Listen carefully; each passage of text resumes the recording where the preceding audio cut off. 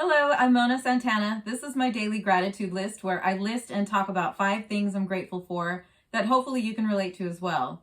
Number 1, spring. I am grateful for spring. It's officially spring. Actually, it's even Easter today. But I am grateful for spring because it's been a long winter, right?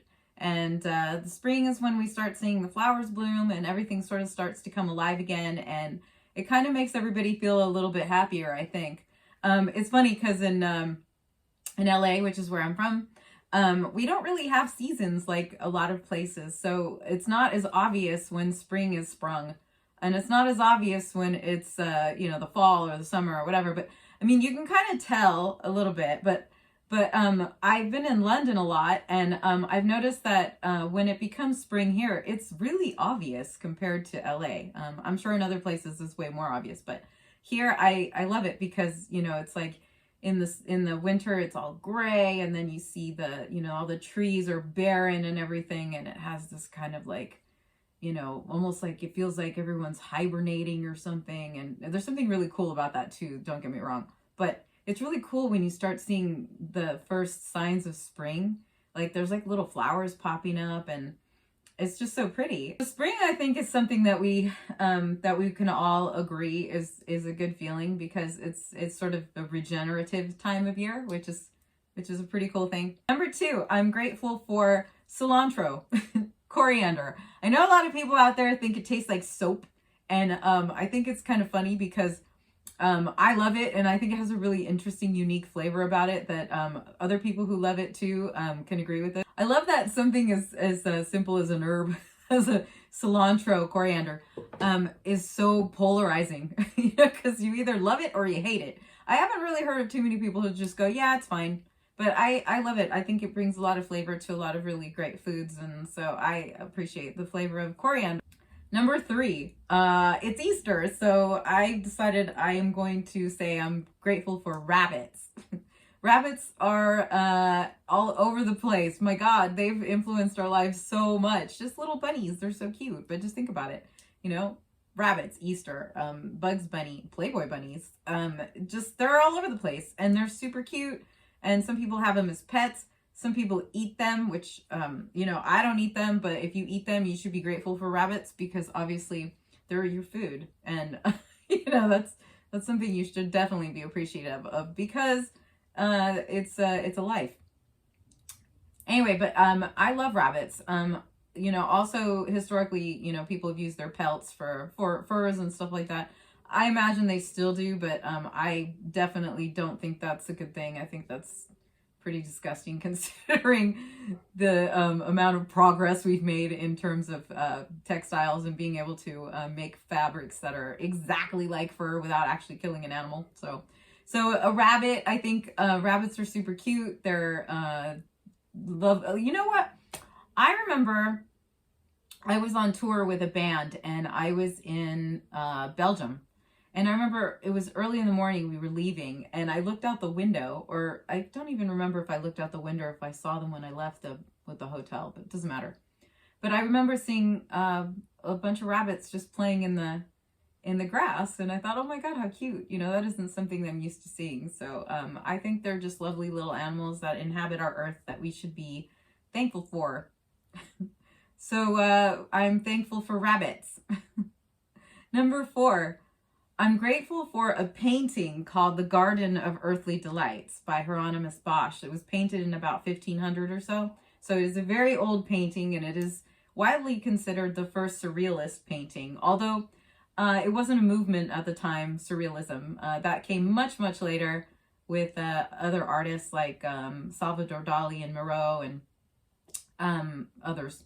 And but I think they can all attest to the fact that they were influenced by Hieronymus Bosch, and especially the Garden of Earthly Delight. It's so completely enigmatic, this particular painting. It's a triptych, so it has 3 panels. It hangs in the Prado Museum in Madrid. So I've actually had the luxury of being able to see it on many occasions because my family is from Madrid.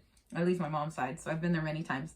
And in fact, actually, a couple years ago, I was in Madrid and I went to see it. And because of the pandemic, there were barely any people there. The place was just desolate, which was amazing because usually there's this huge line to get in. And so I went into the room where the Garden of Earthly Delights hangs, and I was the only one in there. And so I was able to peruse that painting for about half an hour and just look at the incredible details of that painting. It's so amazing. And I've loved it ever since I was a little kid, because I remember going to see it and I was just mesmerized. I thought, how is this painted that long ago? It's crazy. This thing is 500 years old. It blew my mind. Really still does, in fact. And it's it's interesting too, because you can close it because it's a triptych, so there are 3 panels, but if you close it, then there's a whole other painting outside of it, and that's also a really interesting thing. So it depicts the creation of Earth, and then the first panel is like the Garden of Eden, and then the middle is the Garden of Earthly Delights, which is Earth and how we know it, and then the last panel is Hell.